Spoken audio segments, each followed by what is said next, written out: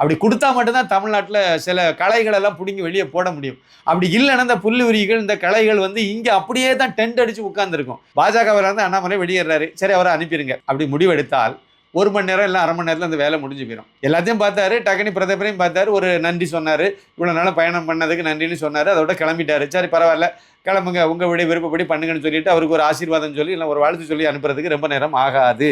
ஆனால் அப்படி இல்லை. அவங்க வந்து முடிஞ்ச வரைக்கும் திரு அண்ணாமலை ஐபிஎஸ்ஸை வந்து பாஜகவிலே இருக்க வைக்கணும், தக்க வைக்கணும் அப்படிங்கிறதுல அவங்க தீர்மானமாக இருக்காங்கிறத இந்த சம்பவங்கள் மூலமாக நம்ம வந்து புரிஞ்சுக்க முடியுது.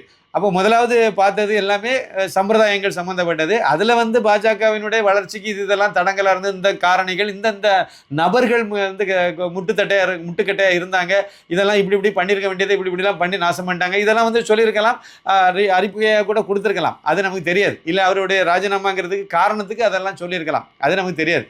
ஆனால் அவருடைய தேவை வந்து நான் ஏற்கனவே சொன்னது மாதிரி பாஜகவில் அவர் இருந்தார்னா சந்தோஷம், இல்லை பாஜக விட்டு வெளியே வந்து அவர் தனி கட்சி ஆரம்பிச்சாரு ரொம்ப ரொம்ப சந்தோஷம். அவ்வளவுதான். எனக்கு எப்படியுமே சந்தோஷங்கிறதுல நான் உறுதியா இருக்கேன். ஏன்னா பாஜகவில் இருக்காம அவர் வெளியே வரணும் அப்படிங்கிற நோக்கம்லாம் எனக்கு கிடையாது.